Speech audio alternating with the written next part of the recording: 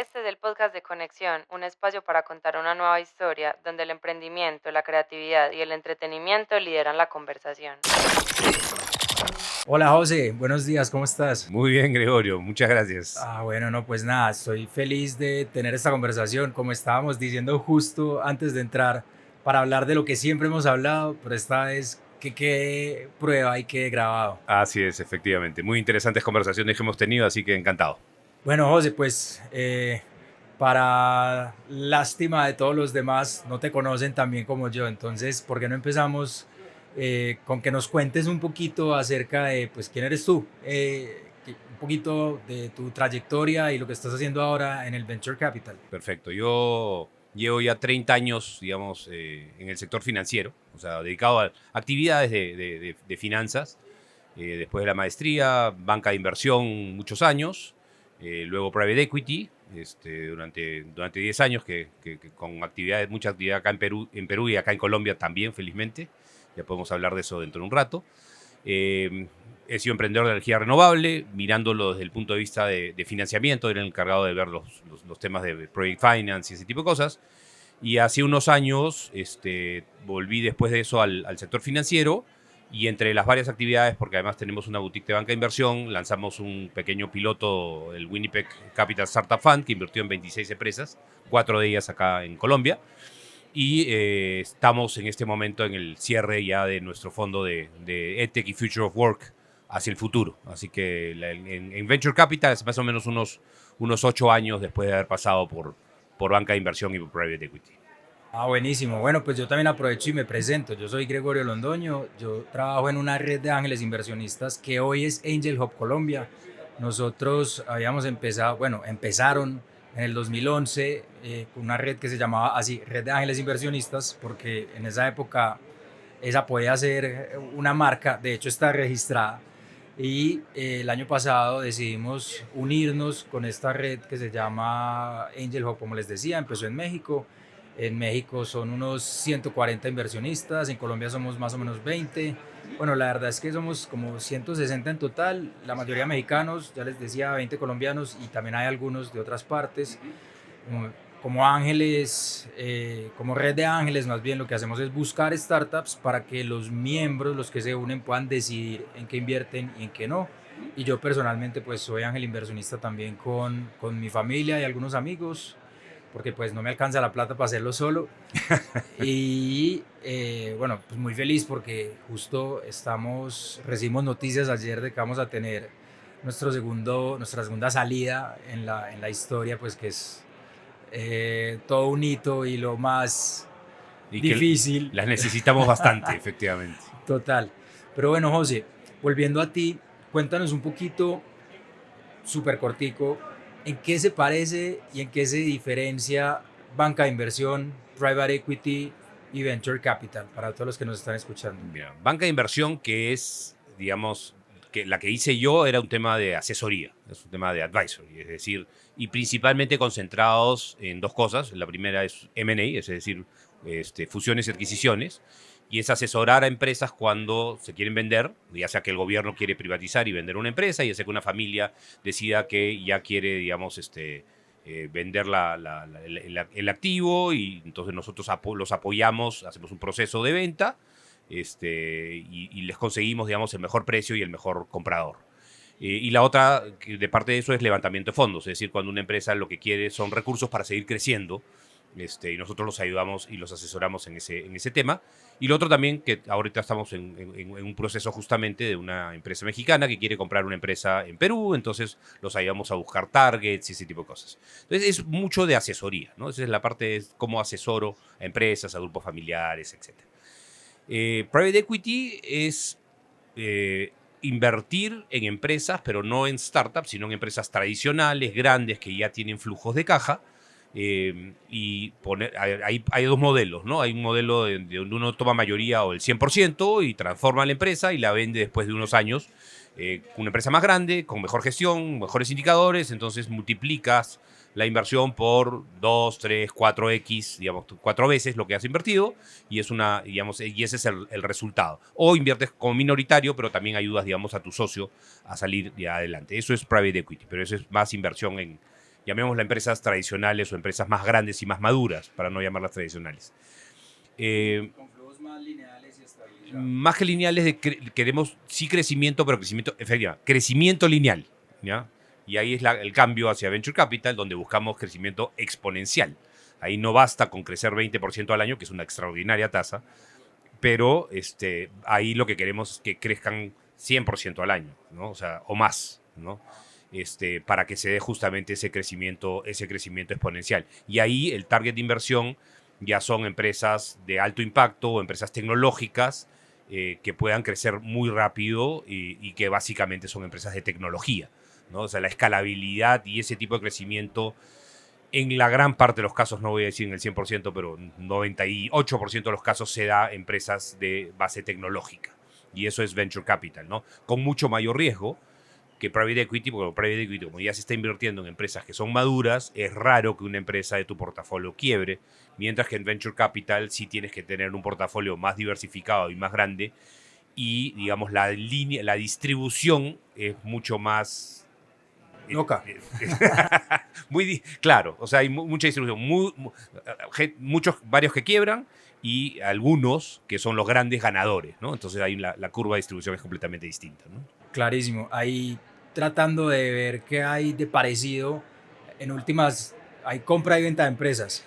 En eso es parecido, en la estructura del fondo es muy parecida, o sea, la comisión es básicamente la misma, la comisión de administración, ¿no? Entre 2-3%, el carried interest, es decir, me llevo el 20% del retorno, es decir, comparto el retorno y ahí está mi incentivo, digamos, me tomo una parte del retorno de los inversionistas como premio a mi buena gestión.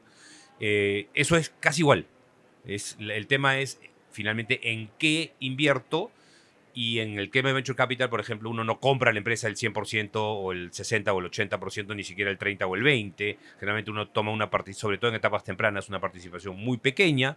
Y esa participación pequeña lo que queremos hacer es que se multiplique en valor con el tiempo. Y cuando hablamos de multiplique, no es 2, 3x, es 10, 20, 50 y 100 si es 100x mejor aún, ¿no?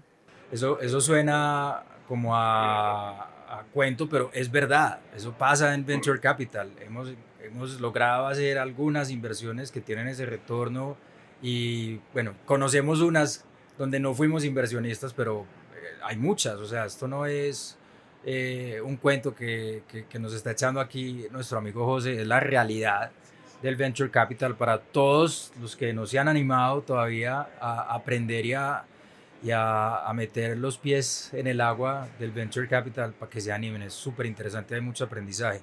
Hablando de eso, cuéntanos qué ha llevado a esos cambios. ¿Cómo pasaste de estar en Private Equity? Y bueno, veo que las asesorías todavía es algo que haces, pero ¿cómo pasaste de Private Equity a Venture Capital y por qué? ¿Qué te llamó la atención? A ver, yo, bueno, dejé primero, no fue un cambio inmediato, hubo este tema intermedio como te digo, de emprendimiento en energía renovable, que fue, además dicho se paso de manera personal, algo muy interesante porque es primera vez que estaba del lado del operador, es decir, yo era el gerente de la empresa y otras personas invertían en mí.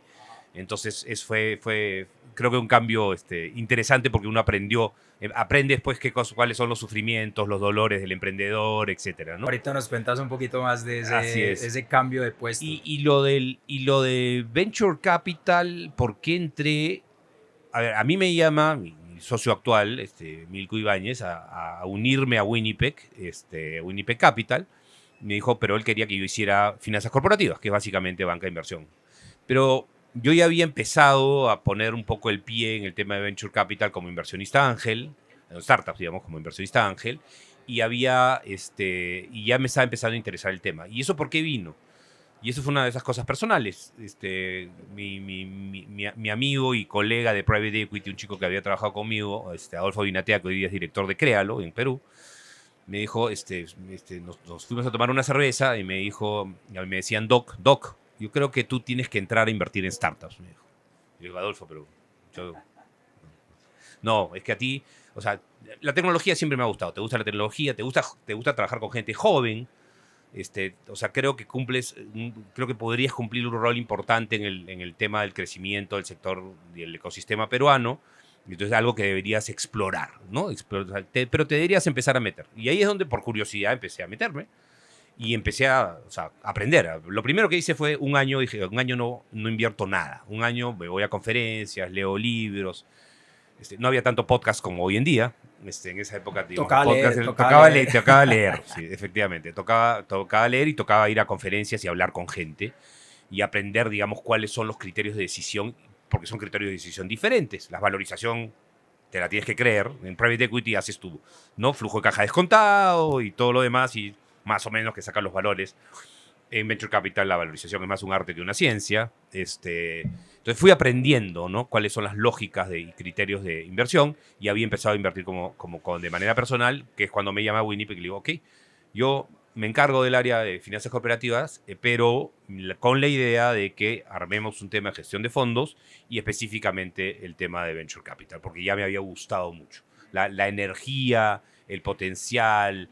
Yo soy una persona muy curiosa, entonces, y conversar con emprendedores todo el tiempo es mi parte favorita del trabajo, dicho sea de paso.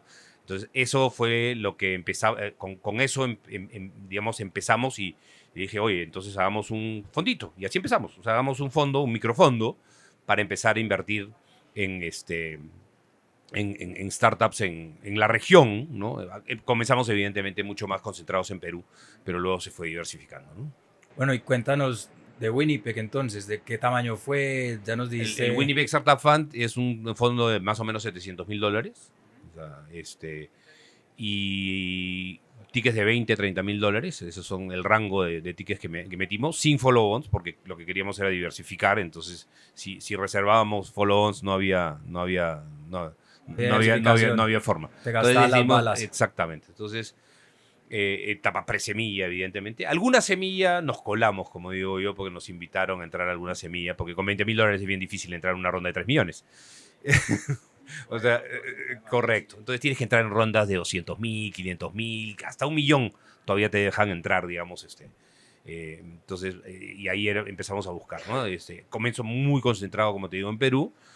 Y luego vino el caso fortuito, llámese pandemia, ¿no? Pandemia, entonces los Demo Days de Medellín ya no tenía que ir a tu red de inversionistas ángeles, no tenía que venir a Medellín para eso, sino tú me invitabas y empecé a mirar alguna inversión creo que alguna hemos hecho, digamos, que salió de ese foro, y empecé a ver Demo Days en México, y Demo Days en Chile, y Demo Days en Argentina, y se empezó a ampliar el tema, ¿no? O sea, entonces ya y además se desmitificó ese tema de que tenías que conocer al emprendedor de manera personal antes de...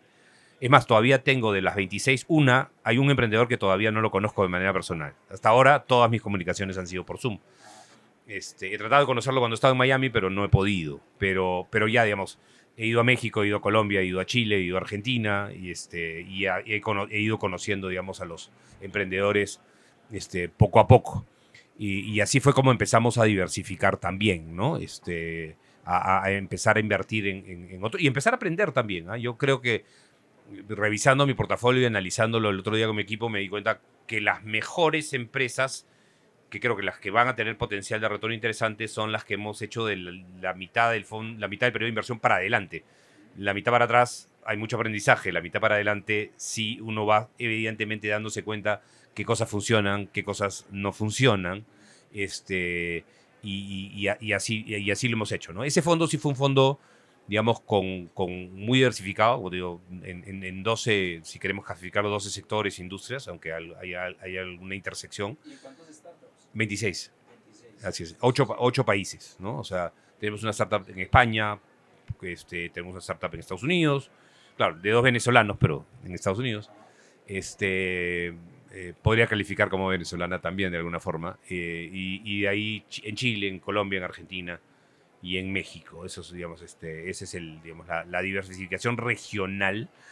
Ahora, es bien interesante porque decimos los países, pero después todas son regionales, o sea, ninguna se ha quedado en su país. Entonces, bueno, el mercado no el alcanza. mercado no da. Entonces, a menos que sean brasileras. De verdad que al final inviertes y es una gran manera de diversificar. Cuando me dicen, oye, pero tu fondo está en Perú. Está en Perú, pero las actividades comerciales de mis empresas, si yo veo ahora las ventas totales de mi portafolio, no están en Perú. O sea, están más en México, están más en otros mercados y también en el mercado latino de Estados Unidos, donde se están expandiendo algunas de las startups también, ¿no? Entonces, Que si fueran un país sería, no sé si el segundo o el tercero de Latinoamérica. el mercado latino de Estados Unidos es más o menos otro México. O sea, es como, si segundo, tercero. es como si fuera otro México, ¿no? Porque Increíble. son 100 millones de hispanohablantes en Estados Unidos y además con mayor capacidad adquisitiva que cualquier país latinoamericano. O sea, digamos, puedes ir con tickets más grandes, ¿no? Por ejemplo, hay potencialmente te funciona más el B2C ahí que lo que te funciona en América Latina, donde es un reto gigantesco un B2C.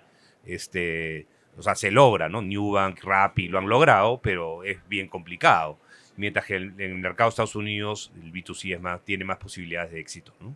José, y cuéntanos así rápido como algunas inversiones memorables, ¿no? No te voy a decir ni tu favorita, ni la mejor, ni la peor, pero memorables de este fondo. A ver, en este primer Si fondo... puedes con nombre, de startup. No, sin ningún problema, ¿no? Yo tengo digamos, varias que creo que tienen... Voy a empezar por la colombiana, una de las que le tengo mucha fe, que es Ruedata, que es Sebastián Vaquero, que digamos, ahora es colombiana, pero nuevamente sus ventas están en México y en Brasil. Él es colombiano, pero como es una empresa que ve temas de movilidad y donde sus clientes son las empresas que tienen flotas de camiones, porque lo que ve mide la eficiencia de las llantas y un marketplace además para eso después, ahí donde hay empresas muy grandes con flotas muy grandes, en México y en Brasil. O sea, en Colombia hay, pero mucho menos que en México y Brasil, y ni siquiera meterte a Perú. O sea, de verdad, al final se han detectado que la mejor manera de crecer es esa. De hecho, está viviendo en México. Está viviendo Lo conozco. efectivamente. Ahí lo he conocido, dicho ese paso. He conocido algo. Parte de side note, parte de este negocio bonito es que es tan internacional que uno, ¿no?, conoce a gente de otro país en un tercer país. Un peruano y un colombiano que se conocen en México. Que nos conocimos en Ciudad de México. O sea, de manera personal, porque ya nos habíamos conocido en Zoom. Entonces, yo creo que tiene y además creo que Sebastián ha hecho un muy buen trabajo de hacerlo, de repente en contra de lo que dicen los inversionistas a veces, de hacerlo demasiado rápido, pero creo que construir el producto le ha costado, pero creo que ahora está muy bien encaminado. Otra colombiana es Velocity, que también me gusta mucho, creo que tiene un potencial interesante, que es última milla, pero última milla distinta, no es la última milla tradicional, sino es una última milla muy atada a e-commerce. Es como una última milla paquete completo. Paquete completo, sí, efectivamente. Entonces me gusta mucho también. Otra me gusta mucho es un argentino, Yamil Rabat, que se llama Ed Machina, que lo que hace es disminuir la deserción en las universidades. Es decir, un instrumento de inteligencia artificial que permite detectar con tiempo cuál va a ser la deserción, y le permite a las autoridades ver, no está pagando, o le está bajando las notas, o su asistencia, su puntualidad está sufriendo. Entonces, o hay un problema financiero, o hay un problema de salud mental, o hay un problema de aprendizaje, es decir, de limitaciones de aprendizaje, donde se le puede dar apoyo para que ese alumno no se vaya. Eso para mí tiene un doble impacto. Uno, tiene un doble impacto sobre la línea final de la universidad, muy fuerte, porque si disminuye mi deserción en 5%, eso va arriba y abajo, porque lo del medio todo es igualito, no cambia. El profesor, la internet, el alquiler, todo es igualito. Entonces ahí creo que esa me gusta mucho, porque hay ese impacto financiero, pero a su vez hay un impacto sobre familia, porque ese 5% que nosotros decimos es un número, es una estadística, significa que hay un Uribe, un Rodríguez, un García, un Londoño que ahora puede terminar la universidad, o una que puede terminar la universidad, y ese impacto en familias, sobre todo de clase media en América Latina, es muy importante. Entonces, creo que digamos, puedo darte varios otros ejemplos más. Hay una de salud de meditación que me encanta, que es de Argentina, donde el founder es sensacional, porque es un founder que siempre uno lo ve y tiene pues toda esta aura de meditación. No parece founder, sino líder espiritual. Líder espiritual, pero tiene el dashboard más perfecto de todos. O sea, los indicadores que tiene y los mide son sensacionales, ¿no? Entonces, nada, creo que por ahí como te digo, puedo hablar de varias más, pero creo que eso ha sido un portafolio resiliente, porque en estos tiempos había que ser resiliente también, que ha sabido adoptarse a los tiempos. Total. Bueno, José, a diferencia de nuestras conversaciones que normalmente pueden ir por horas, aquí sí tenemos un límite de tiempo, pero no quería que termináramos sin antes preguntarte, aprovechando tu experiencia, o sea, conoces 3 industrias completamente diferentes, más has estado del lado del operador, del emprendedor, además tienes exposición a todos los países de la región, incluyendo también Estados Unidos hispano. ¿Qué, qué puede hacer Medellín específicamente, para que pensemos en lo local? Además que no lo hemos dicho, pero tú eres el presidente de la Asociación Peruana de Venture Capital y Capital Semilla. No estoy seguro de que sea ese el nombre, pues, pero Está bien, PECAP. PECAP. No alcanzamos a hablar de eso. Entonces también tienes esa mirada de, pues no política pública, pero sí de institución con la tarea de ayudar a construir el ecosistema, y así fue que te reclutaron tus amigos, como nos contabas al principio, para el Venture Capital. Medellín recibe en Colombia el 22% de la inversión en Venture Capital. ¿Qué puede hacer Medellín para ayudar a que haya más inversión en Venture Capital? Estuve en un desayuno de Ruta N hoy en la mañana y creo que están en el camino correcto, porque creo que lo que tiene que hacer justamente es la unión del sector privado, los empresarios y los emprendedores, los founders, la universidad, en este caso EAFIT, que está digamos, participando en la organización de este evento y creo que es muy activo, pero todas las universidades en general, y el sector público, ¿no? Y yo también creo que el sector público es muy importante. Si hay esa unión y esas iniciativas, necesitas capacitación, mucha capacitación todavía. O sea, a nivel de crear mejores startups, pero también a crear nuevos inversionistas y más sofisticados que conozcan este activo. Entonces hay mucho de capacitación y de formación. Y finalmente crear vehículos de inversión. Una de las cosas que ha tenido Colombia en general y que seguramente es Medellín también, es que sí hay muy buenas startups y hay inversión en Colombia, pero la mayoría viene de afuera. Y lo que se necesita es gestores de fondos locales, redes locales, digamos, inversionistas locales, sobre todo en las primeras etapas, son claves. Entonces yo creo que hay que construir esa base de inversión, digamos, aparte de los otros temas que hemos visto, para que pueda surgir el ecosistema o crecer más el ecosistema. Completamente de acuerdo. Hay 2 pilares, los emprendedores y los inversionistas. Y al emprendedor hay que seguirle ayudando muchísimo más. Pero cuando revisamos, está más desatendido el pilar de los inversionistas. Entonces sí, creo que hay que hacer que se desarrolle mucho más con todo lo que acabaste de decir. Bueno, José, muchísimas gracias. La buena noticia es que nos vemos en Perú en noviembre. Por allá estaré. Así es. Y bueno, feliz de conversar contigo. Muchísimas gracias, Grego. Gracias, José. Nos vemos.